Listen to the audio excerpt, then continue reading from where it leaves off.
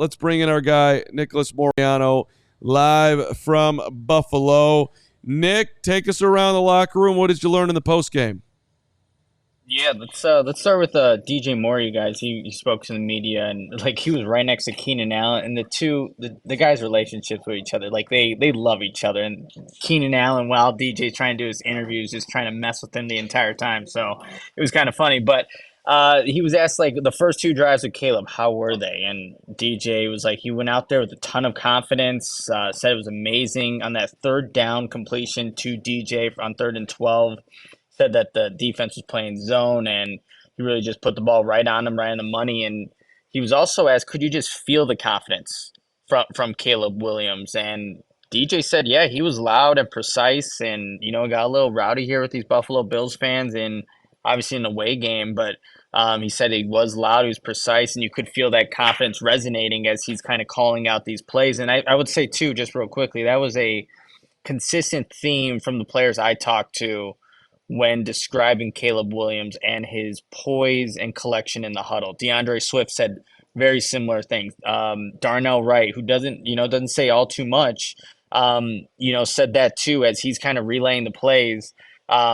He felt that confidence as well. And then that throw on the run that Caleb had to Cole Kmet, DJ described it second to none.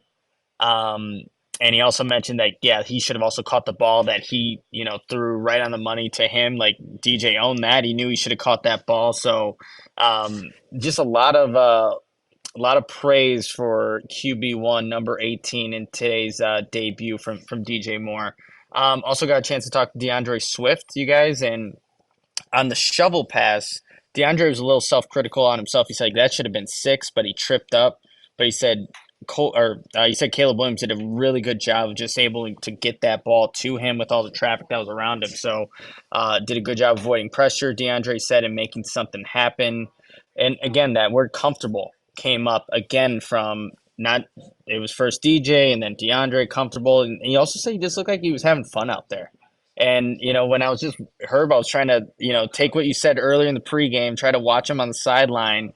Like, yes, he would go off to the side after a drive, go with quarterbacks coach Kerry Joseph. But then I think it was the last drive, the one of the last drives, the first team defense was out there. Caleb goes out. He's like, high-fiving all the defensive players after coming off the field. And you can just tell he's engaged, which I like. And I'm going to continue, and we'll watch that next time we see the Bengals game just to see how he is on the sideline.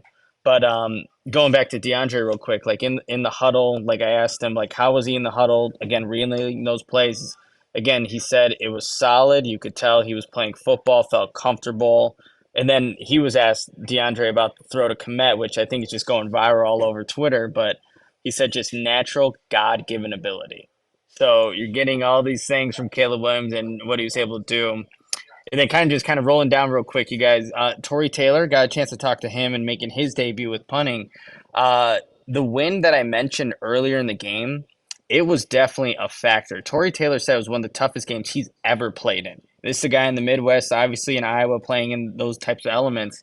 He said this one was crazy. And I was talking to Cairo Santos a little bit afterwards. He said even for himself, it was a tough place to just kick in. He mentioned like the guys like Tory Taylor, like I don't know how you guys did it, but there were some serious elements they had to battle there.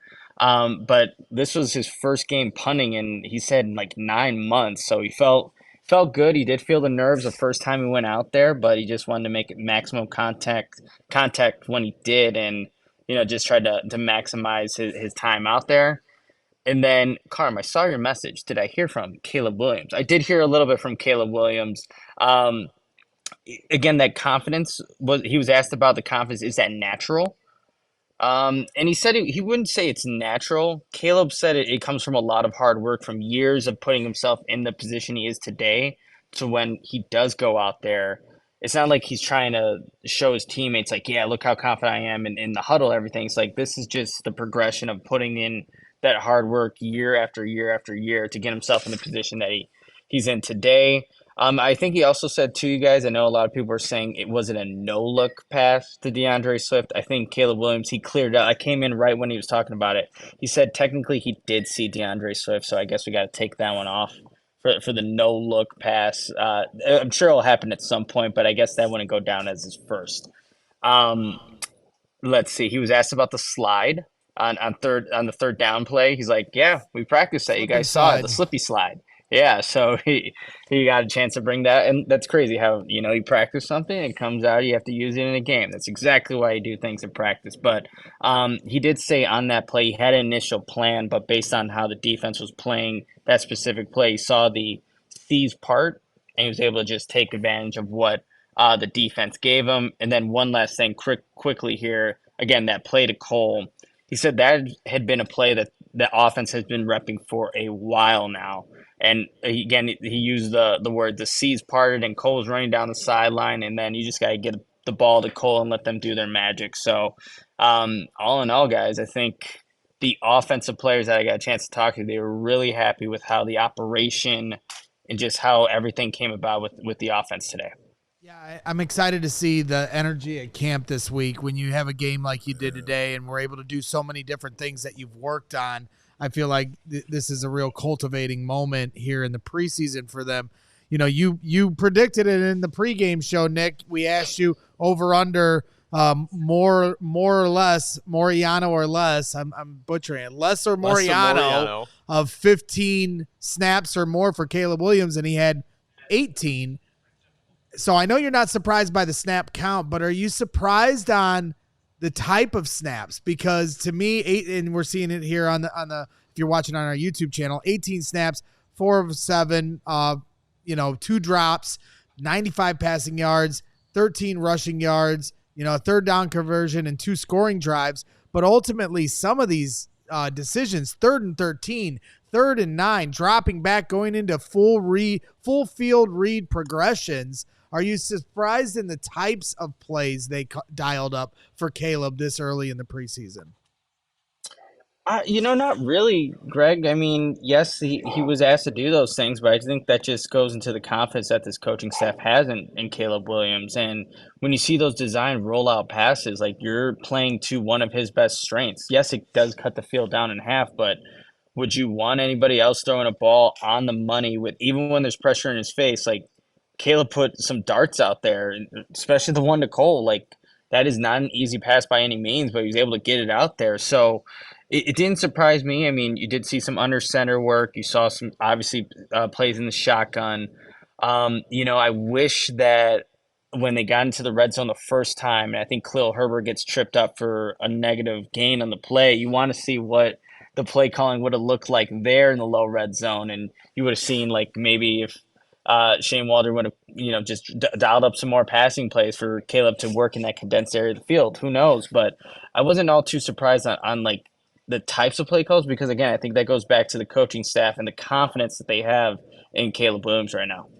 I think it's also, just about being in preseason. I was just as upset as Braggs was at the play call down there. But you talk about getting into your red zone package in the first preseason or second preseason game, but first for your number ones.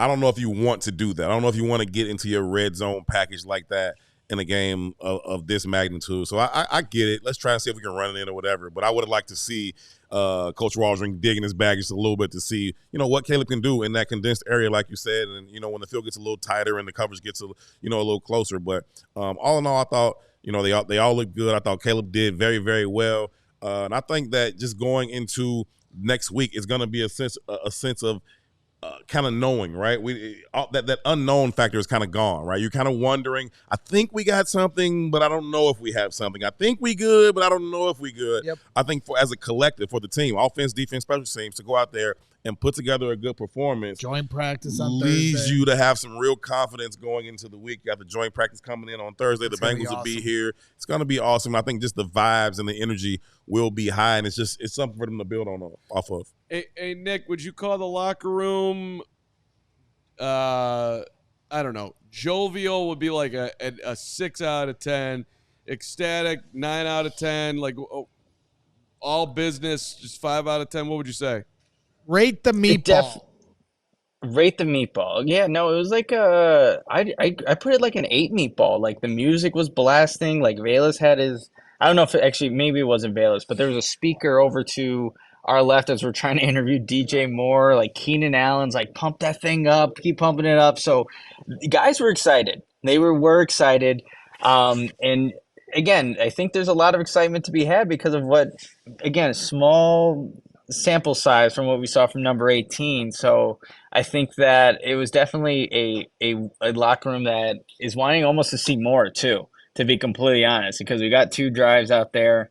And they didn't, like, DeAndre Swift's like the biggest thing next time for this offense. We want to finish with 6. So there's this excitement, but also this want for what if they know this offense can do, is put the ball in the end zone and score. So there is that as well, you guys. So I'm looking forward to seeing what would happen in the locker room next week if they were to, pull out a victory against the Cincinnati Bengals and that first team offense and defense has good performance.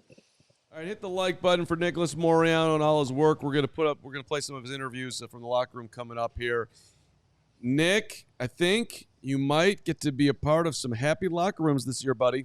Let's go. You and Herb at Soldier, then and on the road too for that. Listen, we sat through 14 straight losses. We deserve a streak of happy locker rooms. It makes our job easier. It makes the entire city of Chicago so much better when the Bears are good. I don't care if you're a fan, reporter, whatever. The city is better when the Bears are good. I want the Bears to be good. I need the Bears to be good. Bring back some wings, Nick. Go back to Duff's and throw some in your bag for me. Nick, travel safe. Go get yourself some more wings before you fly on out, and do a good job this week with Carm on vacation because, I got to get a vacation. I'm exhausted.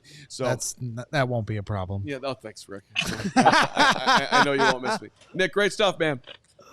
All right, you guys. See ya. Appreciate you, Nick. We all silly like the mayor.